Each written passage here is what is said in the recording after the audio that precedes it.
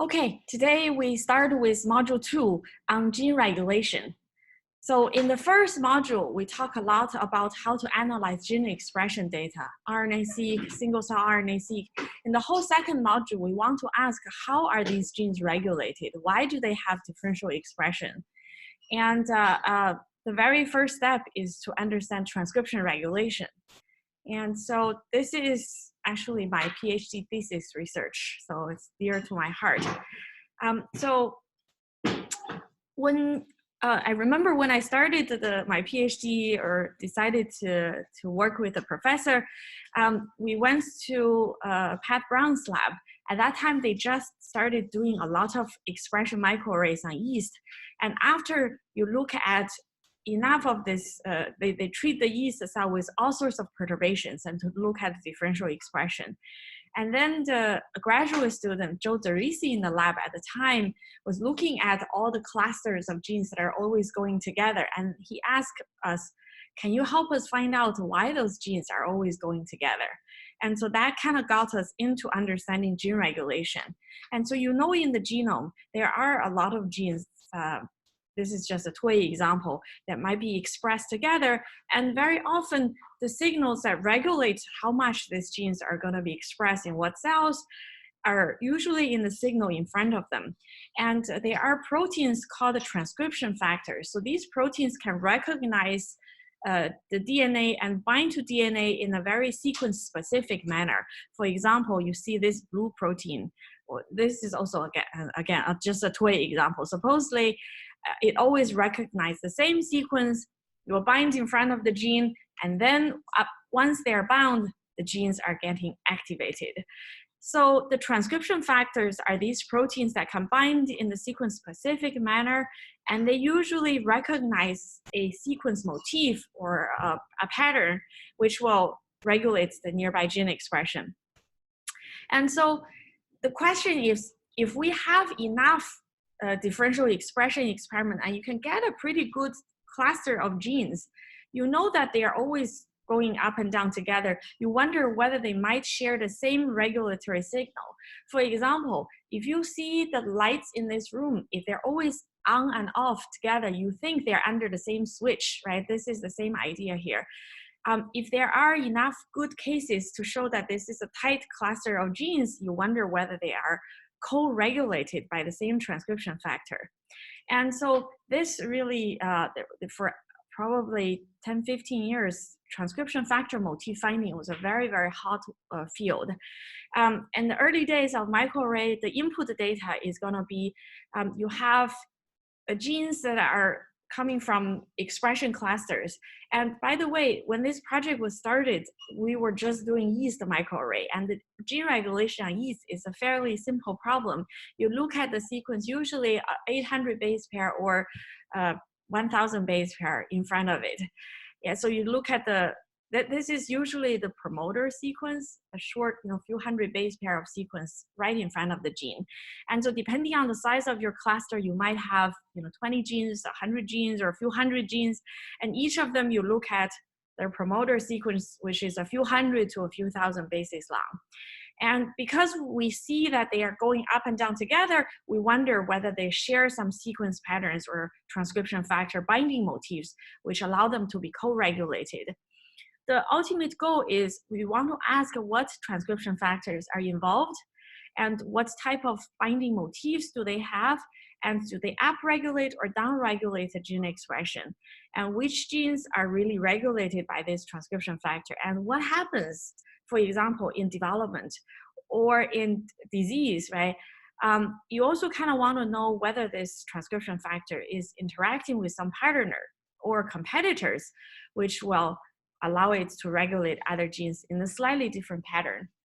And so these are all very interesting gene regulation questions. So in order to really understand how to represent a transcription factor binding, we first need to look at their motifs.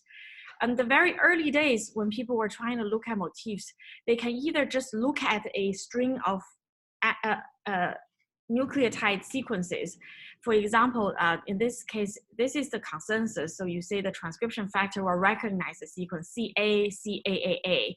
But sometimes, sorry, this should be font should be bigger. Sometimes you might have, you see this case, a R or a W. So R stands for either a A or a G, W stands for either A or a T. And there's a convention table for this.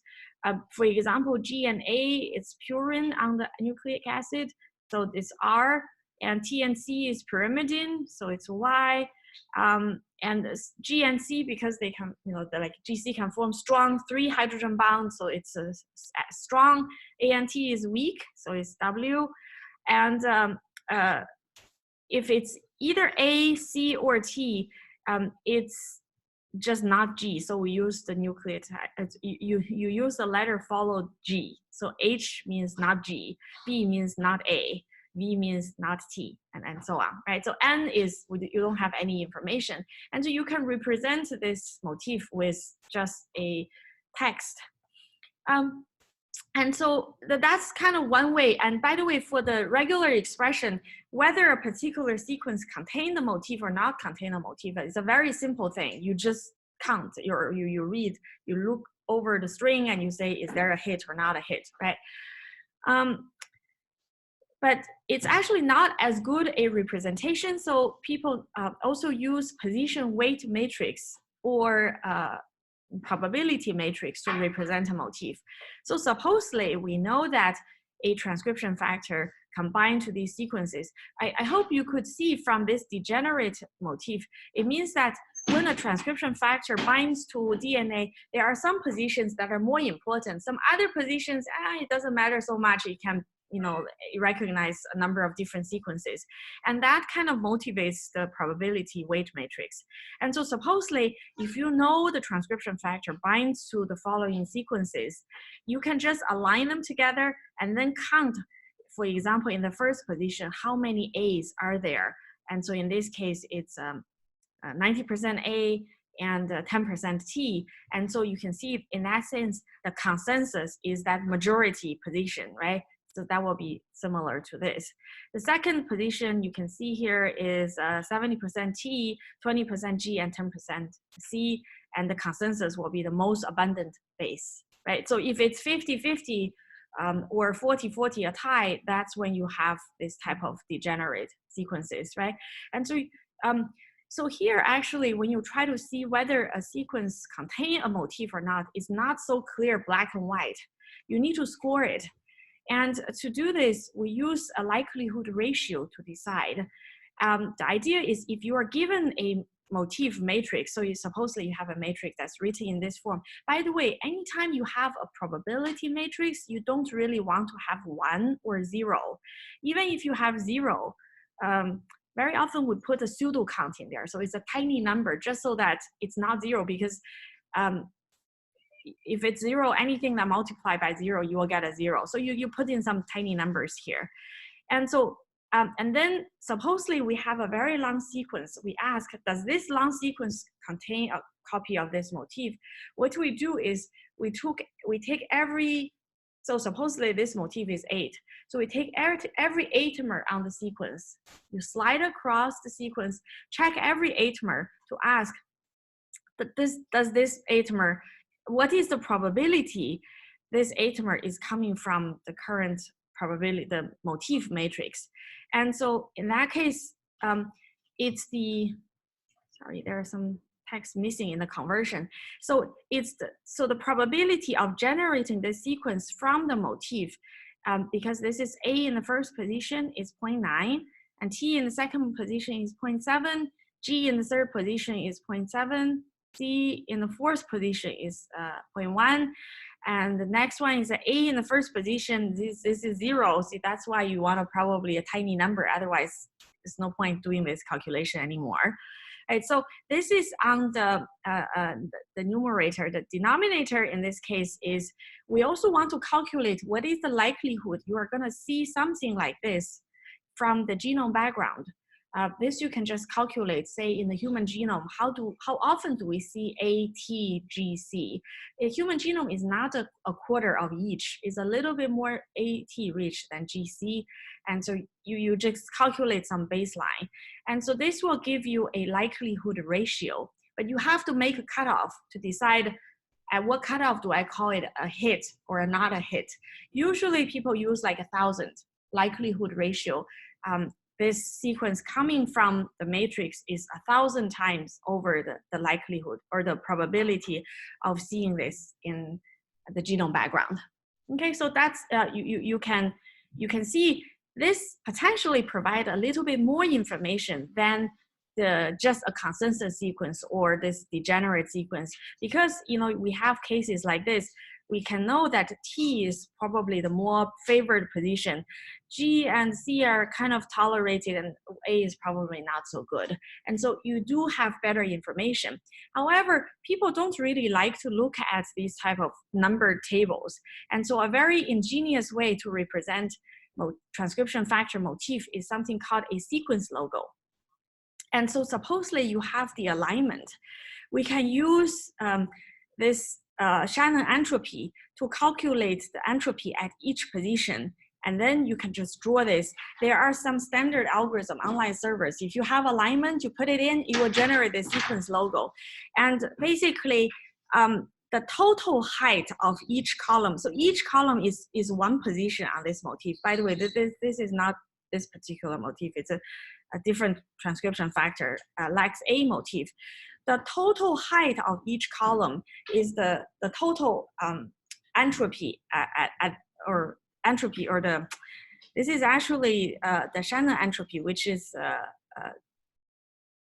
so if there is no uncertainty, this space is say 99% A, then the total height will be very, very high. But if a position is 25% of ACGT, you actually see 0. So there's no information. It would mean that at this space, you are completely uncertain what base is gonna be. So the total height of that column would be low. And then in each column, you will also see these nucleotides in here. And in this case, A, T, and C here, the relative height of the different nucleotide on each on this position is proportional to the probability that you see it in this alignment. And so probably this T, A, T, C is something like 70%, 20%, 10%. Whereas this T and G is 99%. Yeah, your question?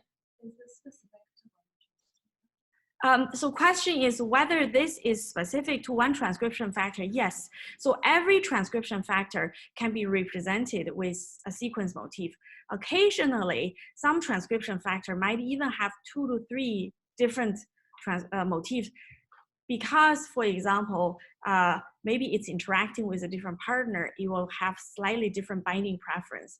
But most of the transcription factors, people know its motif, and it's represented by either this probability matrix or by this type of logo. And you can see the logo and the matrix are kind of interchangeable, but it's kind of very intuitive to see.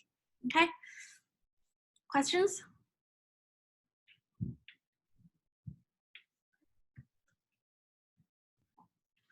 Okay, so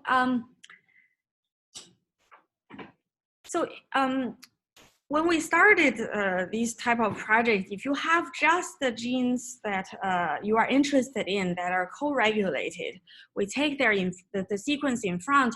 Remember, the goal of our analysis is to look for a common sequence pattern that are enriched in your input data compared to, for example, all the other genes promoter sequence, right, to the genome background. And de novo sequence motif finding is basically if we don't know anything about existing transcription factor binding motifs. And there are 2 general approaches. One is using the regular expression. The other is looking at the position weight matrix. The regular expression approach is also called a pattern-driven approach, because you have a, by the way, in either of this approach, you have to make some simple guess. You say, okay, I'm looking for a motif of, let's just try 7 and 10, and maybe another one at 13. And let's see what we get. So you have to decide how long that motif is gonna be. And supposedly you wanna look for a 7-mer motif. For nucleotide, you just try all the possible 7-mers using DNA sequence, right? So that's 4 to the 7th if you only look at consensus. If you look at degeneracy, there will be even more patterns you have to enumerate. But just try each of them, look at all the input sequences, just count how many times you have. So yeah, basically that's the nucleotide analysis. You just check overrepresentation for every possible W-mer or K-mer, whatever the motif width, right? So you just say, okay, supposedly, you actually look at how many times this particular K-mer appears in the whole genome. You can look at the yeast genome or C. elegans genome or fly genome or human genome. You ask, this particular K-mer, how many times does it appear in the whole genome? And if my input data of 50 promoter sequences is total of this length, how many do I expect? Do I see a significant enrichment of this, right? That's kind of pretty intuitive for that. And so there are some popular methods for this. One is a Weeder. It uses suffix tree implementation, so it can scan the sequence very, very quickly. It's very, very fast. So there is an online server for this. If you have input sequence, you can put it in, see what you get. The nice thing about the regular expression enumeration is that it's exhausted. You tell the algorithm, I want to look for a 10-mer motif or 6-mer motif. It will really test every possible 6-mers out there. So it's guaranteed to find the optimal, global optimum from your input data. And because it's try everything, you will just report the top ones so you can look for multiple motifs. The drawback of that is it's not as flexible with base substitution because it can only represent a motif with words. And also very often you might get a long list of motifs that are quite similar with maybe only one base that's different. And also you can only try motif with limited width. Supposedly you have a 20-mer motif, 20 long. To enumerate 4 to the 20s is really, really time consuming. In addition, by the time you are really having a motif at 20, for example, when we have this motif is 19, you could be looking at your input sequence. None of the sequence really match this motif completely. Everybody has a little bit of, every alignment, every sequence have a little bit of mismatch here and there. And so nothing is really perfect match. So if you enumerate every possible K-mer, it could be none of them are really enriched. But this pattern together is enriched. So that's a potential limitation of the K-mer enumeration or regular expression enumeration approach. So the position weight matrix approach is very popular. People still use it to really, I think nowadays, most people use position weight matrix to look for motifs. And if you don't have any knowledge about what motifs are possible in the genome, you can also use this type of de novo approach to find the motif. Basically, you use the data to help you refine the motif. You start from some random motif. You just say, okay, I'm gonna look for a 8-mer motifs. You randomly initialize some matrix. And somehow, because the motif is enriched in your data compared to the genome background, you want this algorithm to help you automatically or gradually refine and find it. There are 2 different approaches to do this. One is called expectation maximization, and the other is called Gibbs sampling. I'll show you how this is done. So both of them use the same kind of statistical model. It's just the way they update the model is slightly different. And so in this model, there are a number of things. The first are the objects, right? You have a number of sequences, input sequence that you want to search for a motif. And the theta 0 is the non-motif probability, which is, you can imagine this is genome-wide, what is the likelihood of seeing an ACGT, right? So that's the genome background. Theta is the motif position weight matrix or the probability matrix, right? That's the thing you really want to find from your input data. Then a pi is where this motif appears in each sequence. Assuming that your input sequence have the motif hits, the pi is, you say, okay, this particular motif happened in position 1, sequence 1 in position 25. In second sequence appear in position 68, and so on. So pi is the location of where this motif happens. And the problem we are trying to find is that given the input sequence, given the non-motif genome background, we are trying to find both the motif matrix and also where they appear in your genome, in your input sequence. Unfortunately, we don't know this ahead of time. And so the EM and Gibbs sampler approach just initialize the algorithm with some random motif matrix. And then they iteratively update. So the update is like this. If we have the input sequence, we also have the genome background. If we know the motif matrix, are you able to figure out where they appear in your DNA sequence, your input sequence? So if you already know the matrix, would you be able to look at the sequence and see where there is a hit? Right, you can do that, right? Because you have a matrix, you just scan all the k-mers, you say, ah, that's a high score, that's a high score, there's a high score. So the high scoring ones will create this motif site location parameter, right? But if you then, if you have the input sequence, the genome background, and also if you know where the motif hits are in the data, are you able to construct a probability matrix? Are you? Theoretically, you can, because if you know where the hits are, you just align them together and you count in the first position how many ACGT, second position how many ACGT. You can make a probability matrix, right? And so it seems that if you know either one of this, you can estimate the other. Unfortunately, initially you don't know either one of them. And so what you can do is you randomly start with a matrix and then you get the pi. And then you get the pi, you estimate the motif matrix and you iterate. And these two algorithms are, by the way, these two algorithms are used in many other statistical learning approaches. And it's really, I think in motif finding, it's really used in a really clever and kind of interesting way. And the way they update this is also slightly different. So that's why we want to teach you guys. So with expectation maximization, there is an expectation step and also a maximization step. In the expectation step is if we have the motif matrix already, we're trying to estimate where that starting position is in the sequence, where this motif occurs. We are showing you a very, very simple example here. The motif is only 5 nucleotide long, so the 5-mer motif, and this is the matrix. We just randomly start something. It doesn't really matter. And you use this matrix to scan this particular 5-mer, the next 5-mer, the next 5-mer, and so on. And in each place, in each 5-mer in the input sequence, we calculate this likelihood ratio, which is the probability that this TTGAC is coming from my probability matrix, which is, here, 0.2 times 0.8. Oh, sorry, there's the last one missing. It should be C in here. There's a block missing here, right?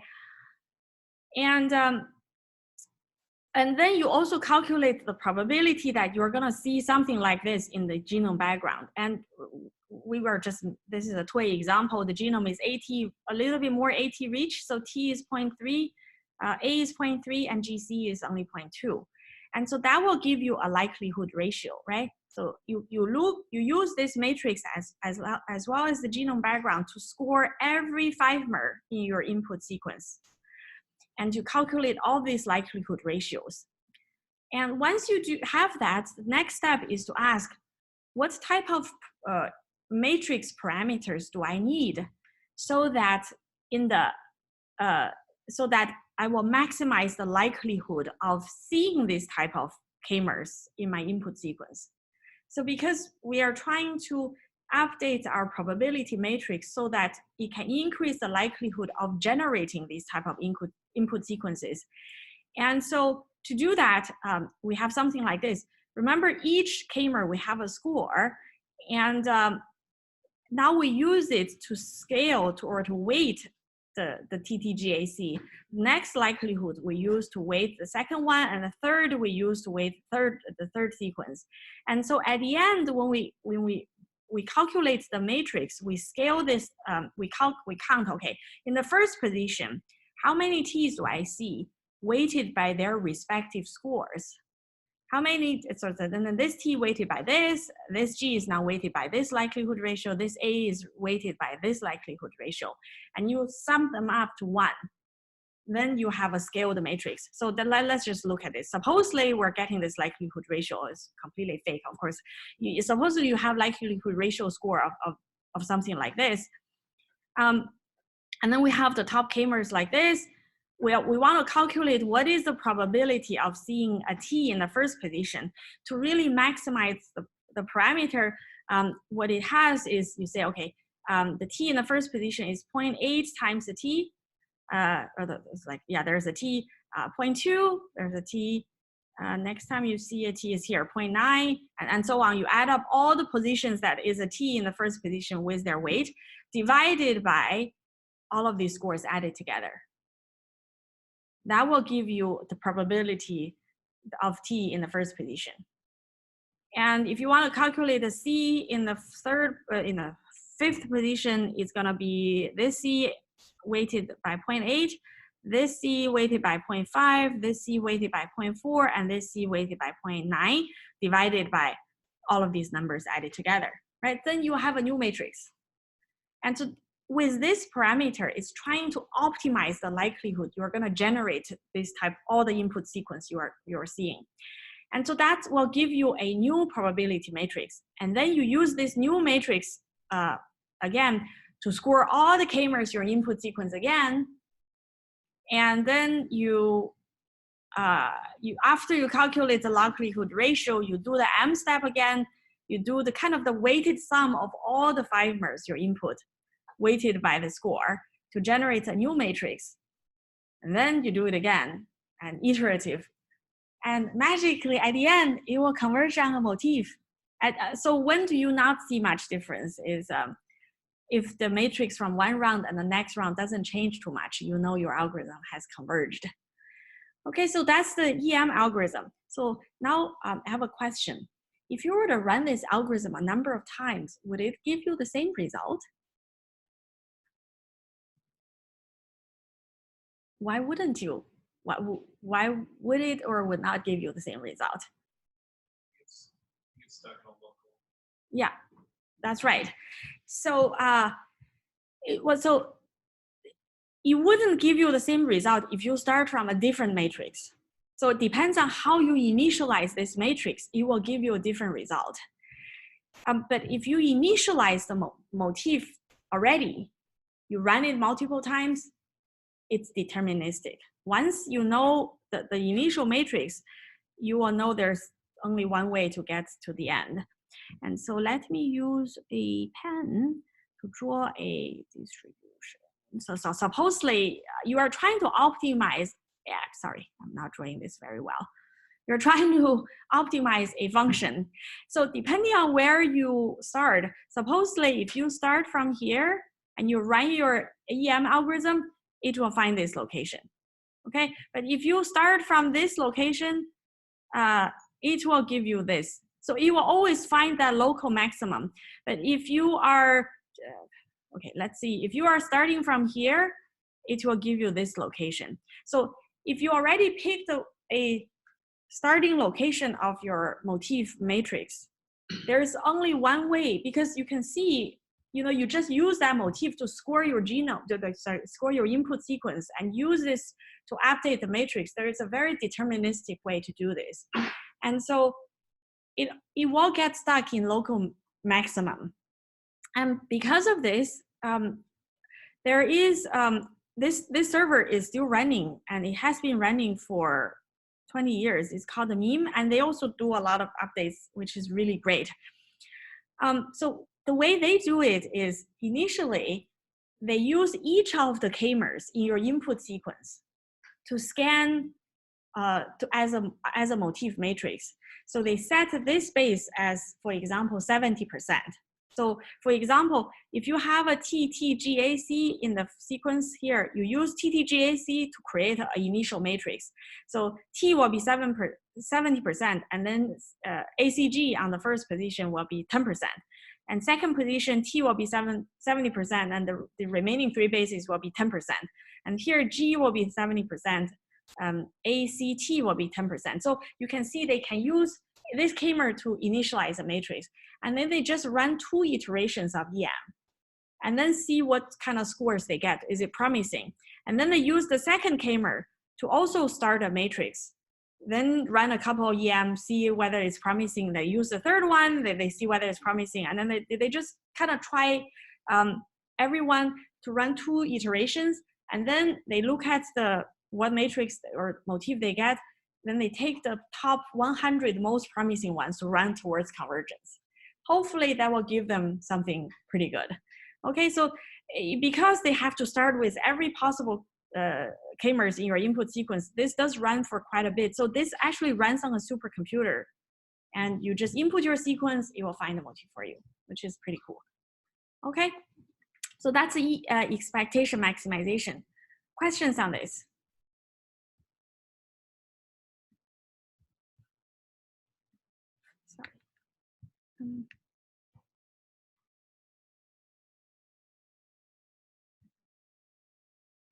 Okay, so Gibbs sampling was using the same motif statistical model, but it's the way it does the updates is not deterministic, it's stochastic.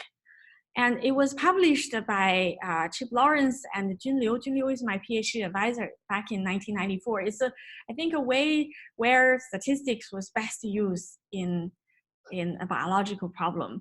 Another good use is another example is a false discovery rate. I think is the best example of statistics used in a good biological problem. Anyway, so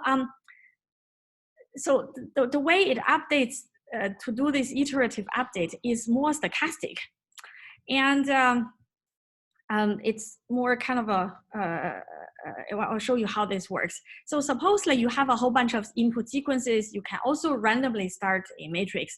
And to do that, what we can do is we just randomly pick some K-mers in each sequence. And we try to align them to, supposedly this is where the correct motif happens. But if we don't know where it is, we just, randomly pick a location, doesn't matter.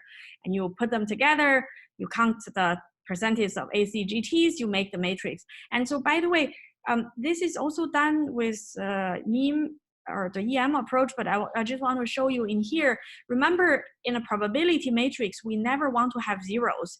And so you have some pseudo count, a tiny little number, right? You give it to a little bit of pseudo count for A, a pseudo count for C, some pseudo count for G, and pseudo count for T. And this is the same you use throughout the whole process. You always give it a little pseudo count just so that your matrix never have zeros, okay? And so you just count how many number of times A is in the first position divided by all the sequences in there together. So you calculate this matrix. And so then you take out one sequence. And once this sequence is out, the matrix is slightly changed, right? Because the one sequence, you basically use the remaining one to construct the matrix. And then you use the existing matrix to score every ATMER, in this case, so supposedly this is an ATMER, in the input sequence. And it will give you a score, which is a likelihood ratio, the same as before, right? You have a matrix, you calculate what's the probability this ATMER is coming from this matrix, divided by the probability this ATMER is coming from the genome background. And so every ATMER will be scored using this approach. You will get a number, right? And so I want to kind of show you, for example, if you have a input sequence like this, okay? And your motif matrix is like this. And you can see this current motif is not very strong. We are not seeing, 90% of something. It's like okay, 40%, slightly stronger than other bases. And this base is 50% T, but then the other bases are also pretty strong as well. So this is, in the sequence logo, you will see that the letters are pretty low. You don't have very strong dominant bases yet. Because we're still at the beginning of this algorithm, the motif is not going at, very strong trend yet. But if you just look at, this input sequence, maybe it's not very clear. You can see these are bold. A, T, C, A, G is, like I'm scoring this 5-mer, then move one, and I keep moving. And then once I move into the right position, you can see here it's A, T, A, G. Let's see, sorry, A, T, sorry, first position is A, T, C, C, A, G, right? So this is kind of the consensus sequence of the current motif. If you have that, you calculate this probability. So at every position, we calculate the likelihood ratio. At this base, it's slightly better than the background. Next base is slightly better than the background. And this base is slightly better than the background. And when you multiply these numbers together, you actually get a really high number. Whereas even a single base away, you can see, you scan the previous 5-mer, that's kind of overlapping, right? So and every base you can see here, the numbers don't seem to matter to differ by that much, but when you multiply those together, wow, that's a tiny number, right? So whether you align well or not align well, the score can differ quite a bit, right? And that's why when you use the current motif matrix, even if it's weak, when you score all the k-mers in your input in one of your sequence that's taken out, you will get wildly fluctuating scores. And at the end, we do a sampling, which is we randomly do a draw, and the probability of picking a location is proportional to the totals, to the score in that position. And then you put this sequence back. And so supposedly in this case, we pick back the position 10. It's not the highest, but it's among the pretty high ones. There's no guarantee that I'll pick number 6. It's just by the draw, right? And then my motif is now slightly changed. I will take another sequence out. Oh, actually, I want to show you. So for hill climbing versus sampling, hill climbing is you pick the best position, but that's more deterministic. In our case, we want to just kind of do a random sampling just so that we don't always guarantee that you will go to the local maximum. And so I want to show you like how you implement this sampling approach. Supposedly at every position, you get a score. This is also just a toy example. You have some score, and at each location, you also calculate a subtotal. So originally 3 plus 1 now is 4, plus 12 now is 16, plus 5 is 21, and plus 8 is 29, and so on. And in order to do a sampling, you do a random number of your final total. If the final total is 47, you actually put in your number in there, and it will create a new number.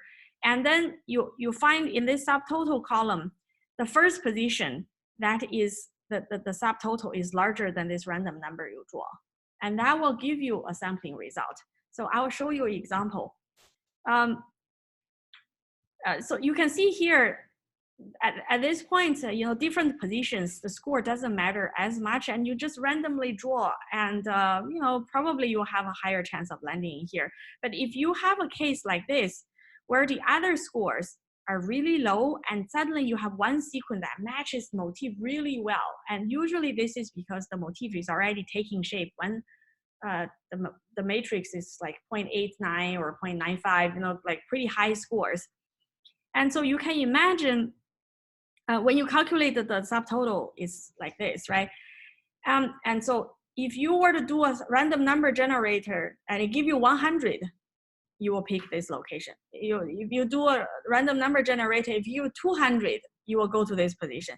300 will go to here, 400 will go to here, 500 will go to here, right? So many, many times when you do the random number generator, you will land in position 7. That's how you can see you have a better chance to go pick that position, proportional to their scores.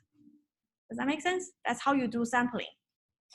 And so with Gibbs sampler, then we put, we take out the first sequence, we checked all the, all the k-mers on this sequence. We find some, some random draw proportional to the score, and we put the sequence back. The next thing is we take the second sequence out, and then the motif is slightly changed again because there's one guy that's gone. You use the existing matrix to score everybody again, and then you put them back again with sampling, and you iterate. You do, first sequence, second. Basically, you do this over and over and over again, and magically, you will end up with an interesting motif. So,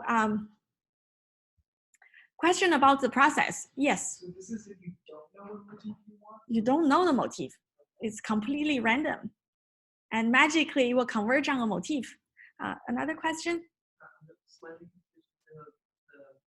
sequences that you take at different locations or times, are those random across the genome, or are they in a particular? Okay. So the question is, how do you decide the pi, right? Initially, you don't care. You just randomly pick some locations in each sequence to initialize your pi. But later on, with every pi you select, this new pi that you selected is based on, you do a random draw based on the position, the score at each position. And so this position that have high scores will have a better chance to be selected. But once you make a selection, that's the guy you pick. And then you'll put that sequence into the alignments now. Okay, next time you take out the second sequence, you take out the second sequence, you score all the input sequence, all the positions on this with the matrix, and then you do another random draw proportional to that score, and then you put the sequence back. And then you pick the third sequence, score all the 8-mers, sample to pick a location, put that sequence back, and so on. So magically, it will give you a motif. So let me ask you, if you start from the initial, like the same hill climbing example before that we see in expectation maximization, would we always end up in the same place in here? Is it deterministic? So Gibbs sampler is not a deterministic method, because remember that every time you do a sampling, that creates a little uncertainty. I would imagine when you are already in here, almost at the top of the mountain, you will probably go to the top. But when you are kind of low, you can still jump over the valley a little bit. So there's no guarantee that you always end the same. You probably still want to restart a number of times just to make sure that you will get a few different motifs. But there is no, so it's not as deterministic as EM approach. Okay. Other questions about Gibbs sampler? I will show you the intuition in a second.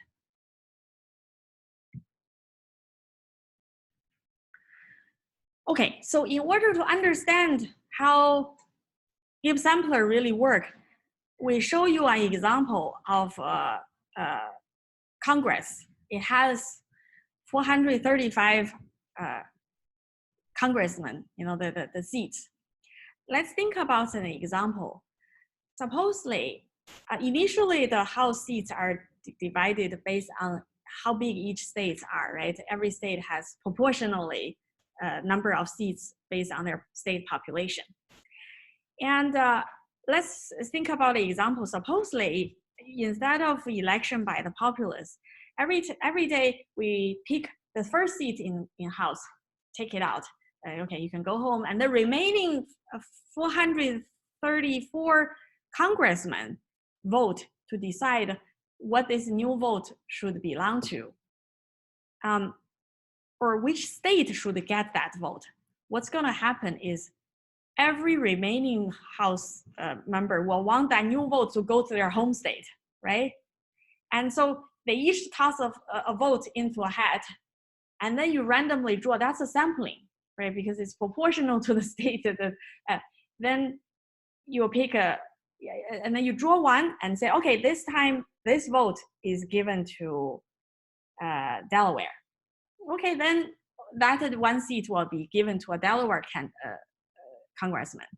The next day, you take out the second seat, you ask the remaining 434 congressmen to throw in their votes again and put in a hat, you draw again. And then based on what you draw, supposedly this time you draw Massachusetts. Okay, great, second seat goes to Massachusetts. And the third day, you take another third seat, everybody throw in their votes, you draw again.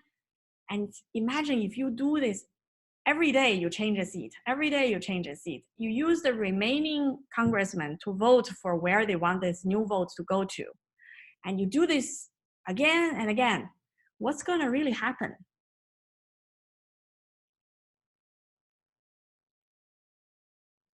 Yes. Does this repeat? So like even after you go through all 435? Yeah, you go again. Yeah, you do it for 20 years, whatever, many times. Do you not start off with whatever state has the most because they have the largest probability. So question is, would it always go to a state that is the most populous? So one student answered that you always go to a most populous state. But that's actually an interesting question. Why would it even go to a populous state? Why does it converge on Delaware or Massachusetts? It's because the current representative is biased already, right? It's kind of, well, they all want the vote to go to their home state. So let's look at this, the sequence alignment example. Initially, when you start the sequence, yes, it might look random. Okay, sequence is all, like the matrix is really weak. You're getting like roughly 0.25 in each location. It's kind of weak. None of the bases really have much preference. However, because some of the sequences, because the reason you are doing this motif finding is because you suspected there's a pattern that's enriched in your data. Those patterns are like the California, like the Texas, like the New York City, New York State of those congressmen, right? They are already enriched in your data. And so supposedly, if you have two sequences, so initially, it's completely random, but supposedly you have even just 3 sequences that come into alignment. So initially it was completely random. Even if 3 sequences come into alignment, because every sequence was voting towards one that looked like them, right? They will tweak your matrix to slightly favor other sequences that look like them. Remember, the probability matrix doesn't have to be really strong. They just need to be slightly stronger than the other base. And then what's gonna happen is other sequences that look like them will be scored a little better than everybody else, right? But then of course there's a chance, there's no guarantee that you will pick it. Yeah, but if you do, because remember this hat draw, there's no guarantee that every vote you always go to California or always go to Texas. It's like, okay, it will be, maybe 5% to Texas, but a tiny percent to Delaware or Rhode Island, because they are tiny states, right? Not so many votes. And so it's not guaranteed, but they will have a slight preference for sequences that look like them.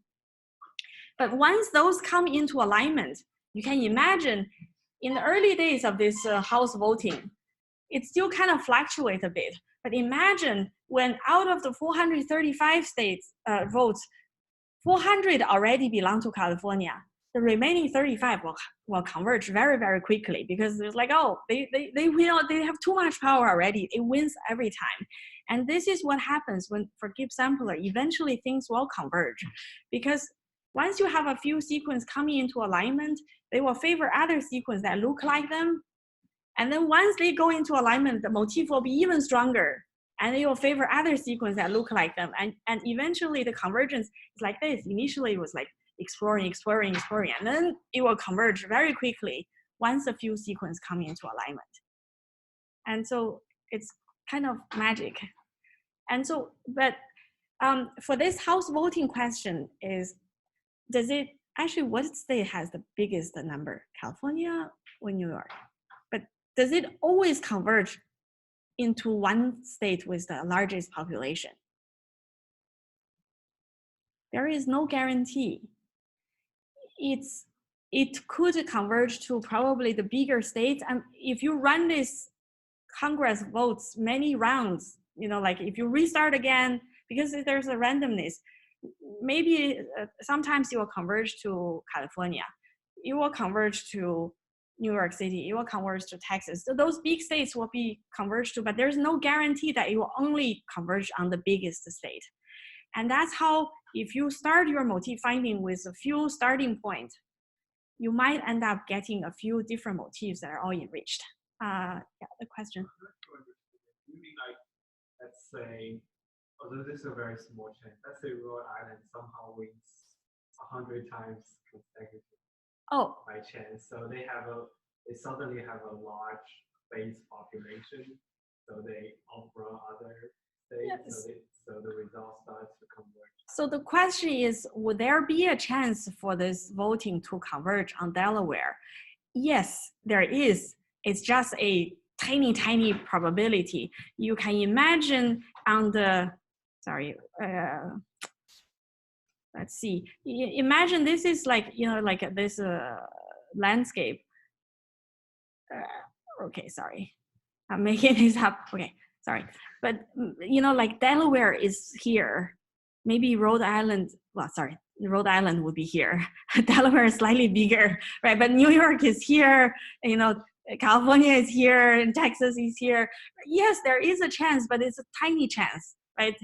But in fact, with Rhode Island, because there's some randomness, even if you are here, next time it can still jump out before it becomes dominant, right? It's a tiny chance.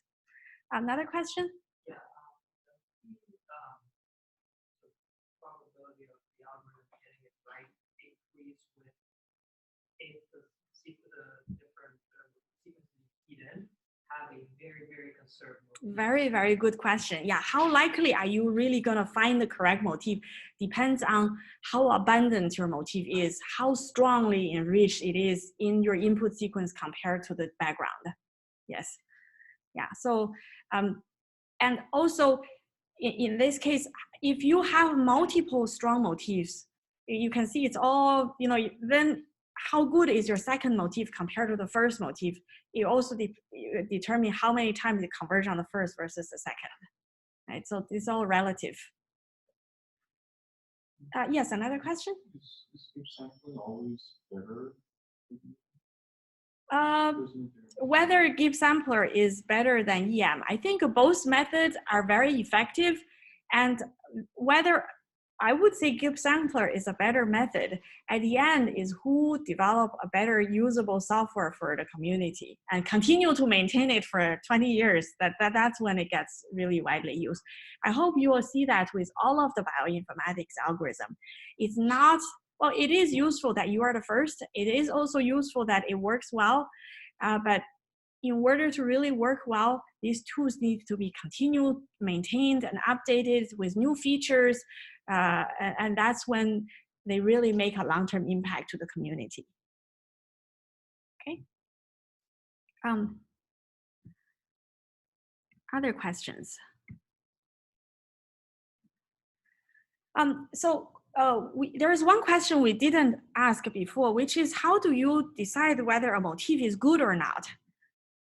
So for that, we again use information content. This is actually, if you think about the sequence logo, you can clearly see some motifs being strong. I have an example here. So remember originally, you have X number of sequences aligned to the motif, you are asking what is the probability that first alignment is coming from my motif divided by the probability of this first sequence coming from the genome background. If you have a second sequence that also have an alignment or the hit, you also ask what is the probability this second hit is coming from the motif divided by the probability this second hit is coming from the genome background. And at the end, to calculate them together, it's you multiply all of this together, and that is exactly relative entropy. And well, that it is exactly entropy, but this is relative entropy because at every position you also calculate, or at every alignment you consider what's the probability of seeing this in the genome background. And so, yeah, in general, what we prefer are motifs that have many hits in the input sequence, and also those hits have good agreement with each other, and also those hits that are less likely to appear in the genome background. So for example, you can see this motif is probably not so good because the bases are all kind of weak, whereas this motif is, the tall letters means that motif is pretty strong, that the alignment all kind of agree. And also there are some sequences that are like, oh, AT, AT, AT, those motif repeat sequence in the genome, that's not actually very good because you're very likely to see them in the genome background. But I would say something like this is a pretty good, because it's not so likely to appear in the genome. And you can actually use your statistics, you'll calculate this, and very often you can also see this from the sequence logo, okay? And so one thing, as we mentioned, the repeat sequence, there is a potential problem. There are repeats in the genome, especially in the human genome. 50% or maybe even 60% of the human genome are repeats. And so if you just take the input sequence, you input in, most likely it will converge on a motif. And that's not what you want to get at. So how do we deal with this situation? You can deal with that with something called a Markov background. So with every if you look at how much this motif is hit in the probability of generating this motif from the matrix, you look at that probability matrix to score it.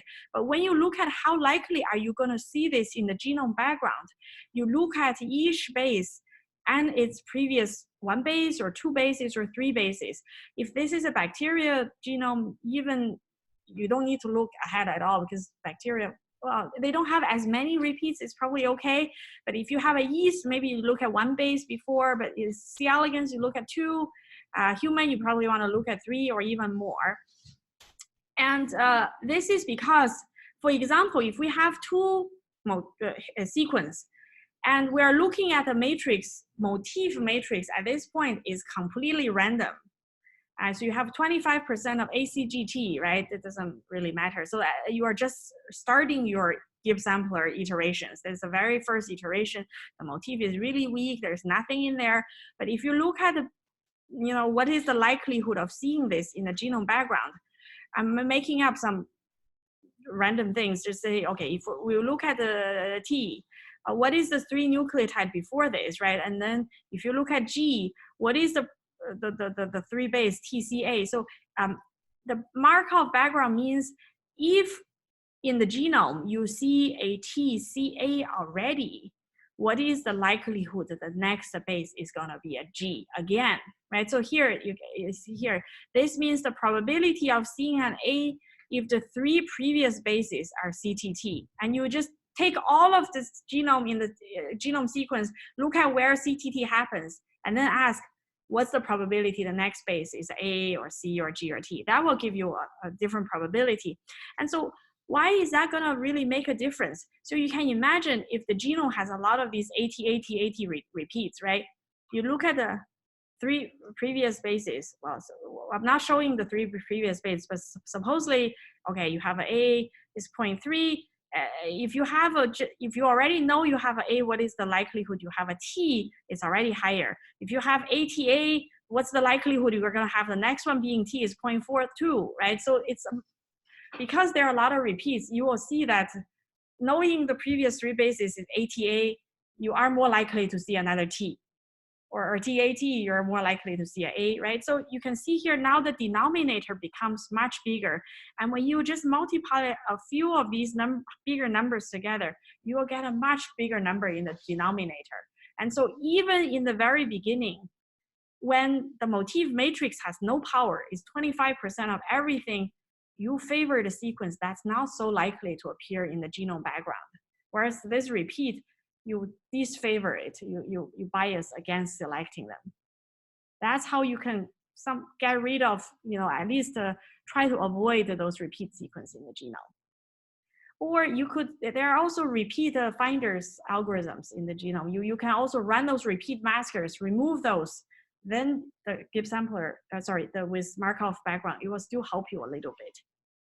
Okay, so so let's summarize the position weight matrix update.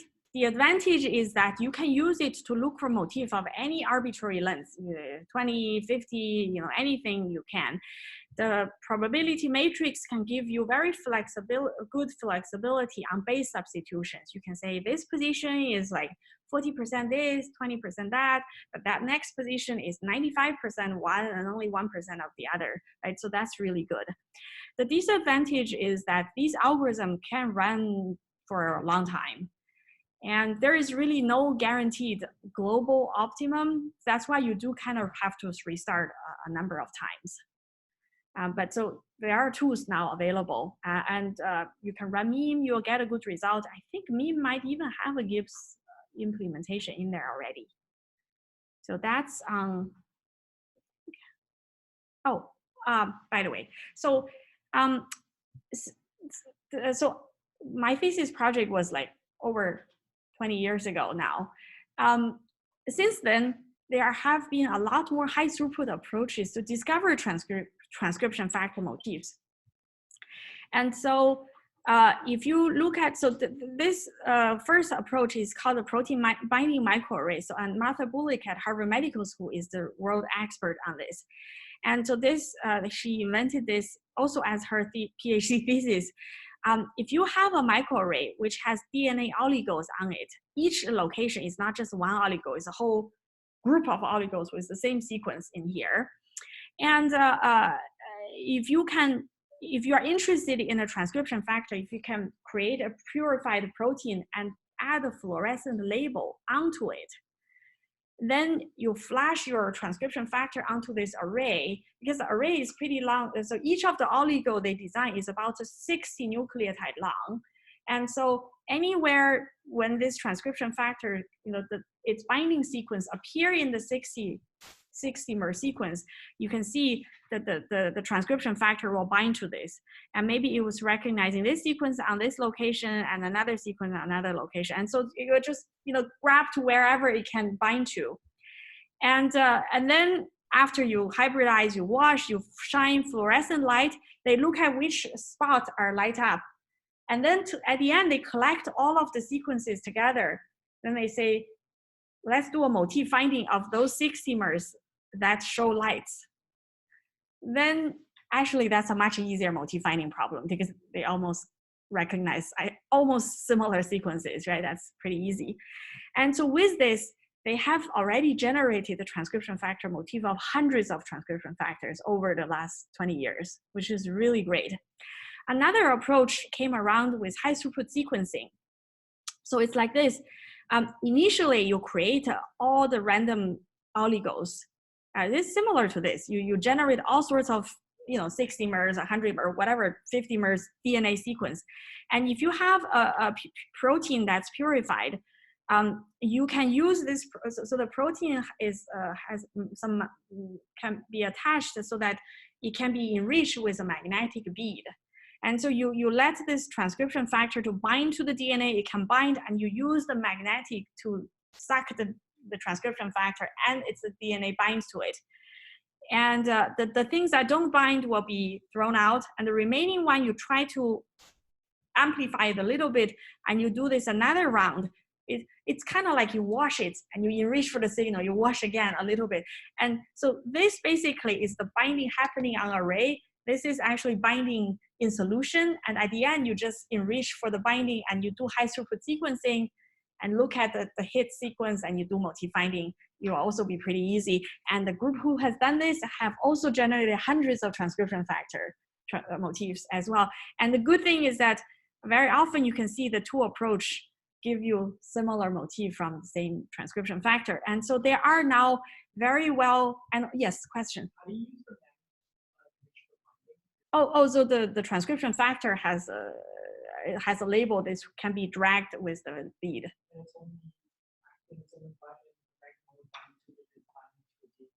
No, it will just pull all the protein down.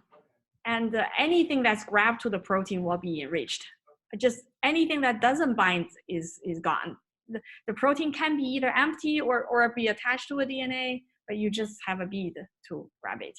Then how do you enrich the transcription factors at the back to the So in this case, in the first round, you already enriched a little bit, right?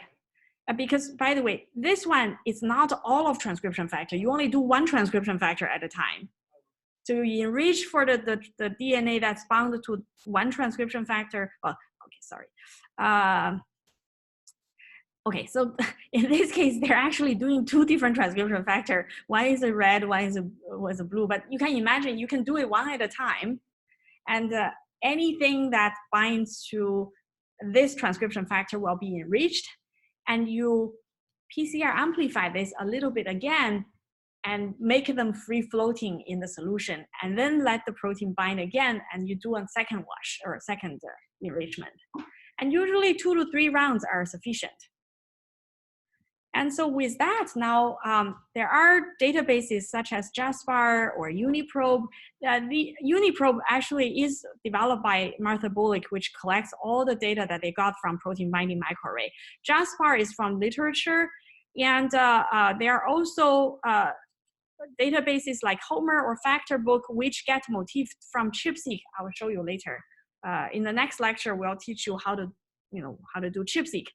And recently there is I think right now HOCO-MOCO is considered the most complete collection, which includes all the literature, the PBM, SLX, and ChIP-seq motif to get to a pretty good consensus. And actually with this in place, do motif finding is much easier. You just try each of the motif matrix to scan your input sequence, see where you get hits. It's a much easier problem. And MEAN has already adopted those no motifs there to help you do the screening. Okay, so that's,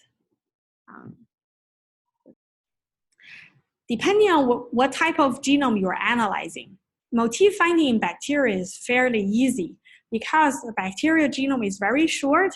The gene sequence is still pretty long, maybe a kb or 2 kb, but the regular sequence or the sequence between two genes is very short, 2 to 300 base pair. So the regulation is very short.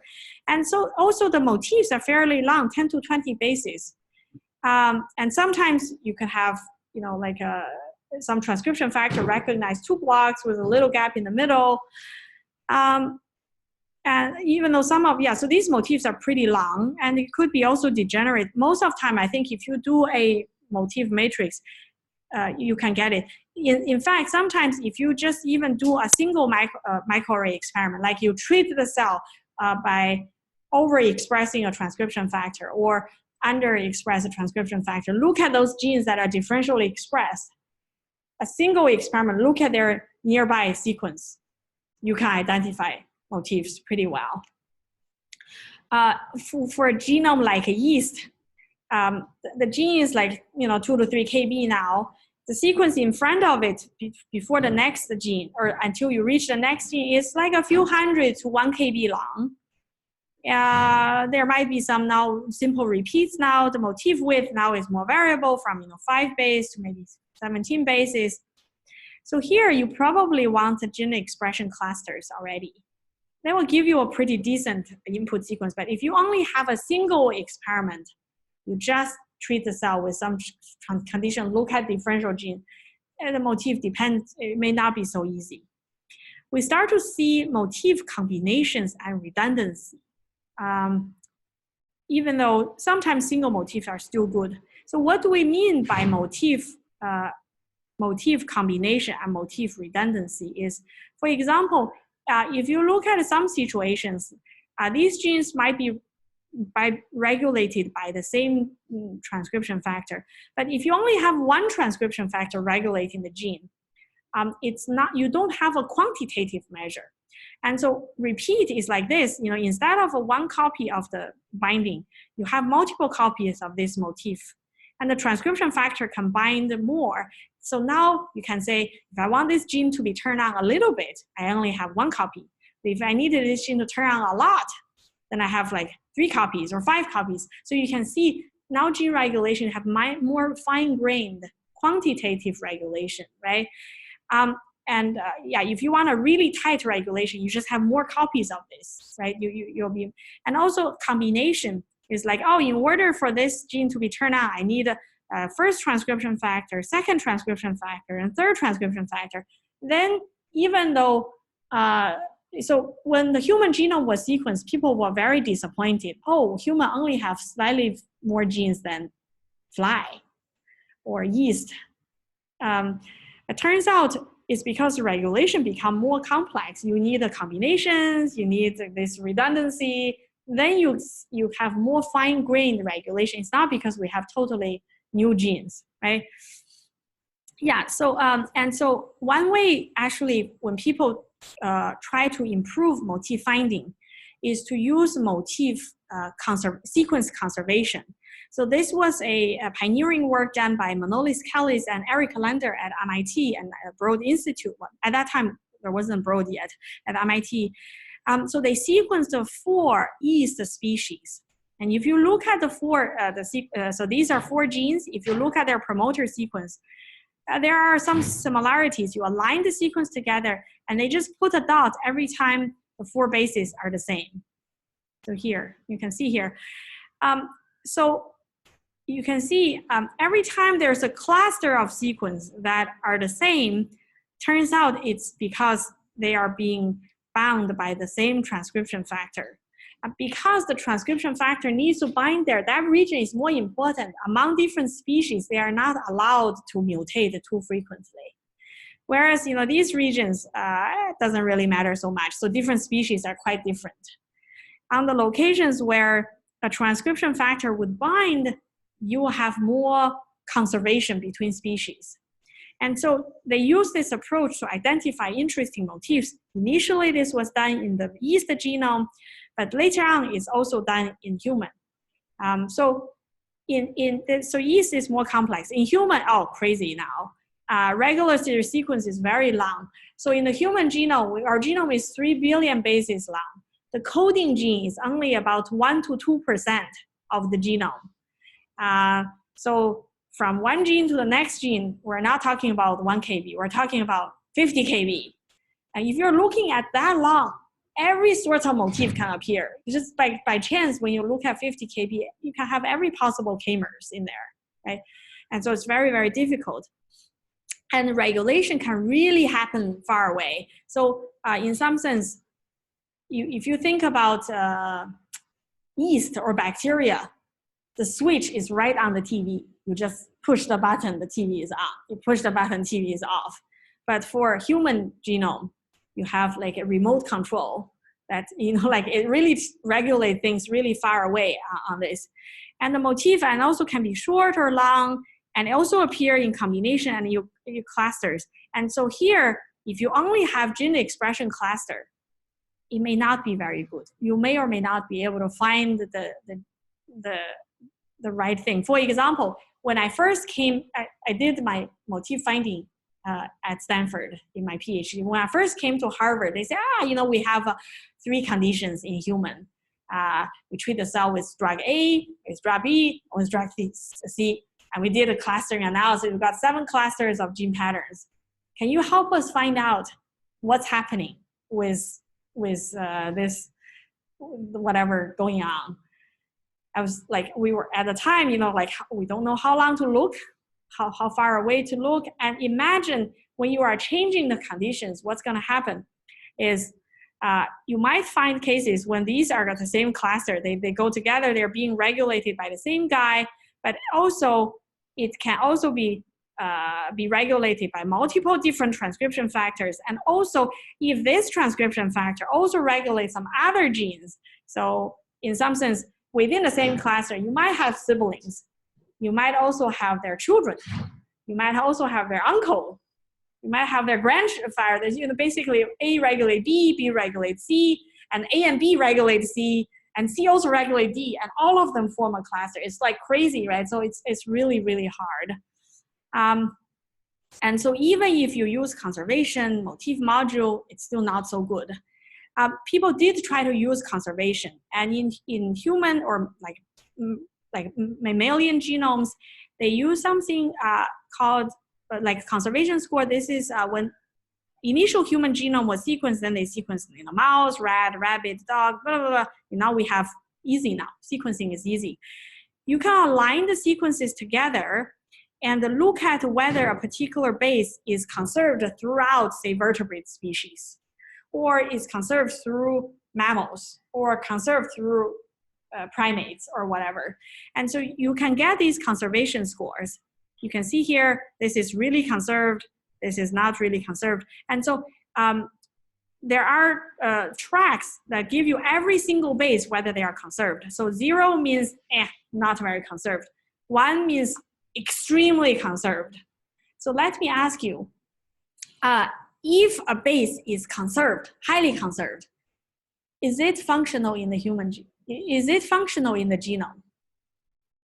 If you look at the whole all the vertebrate genomes, and you see one base being conserved, is it functional?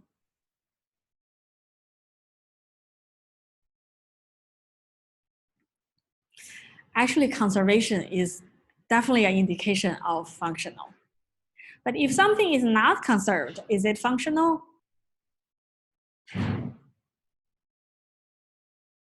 It can still be functional. So for example, so this is one case where things are ultra conserved.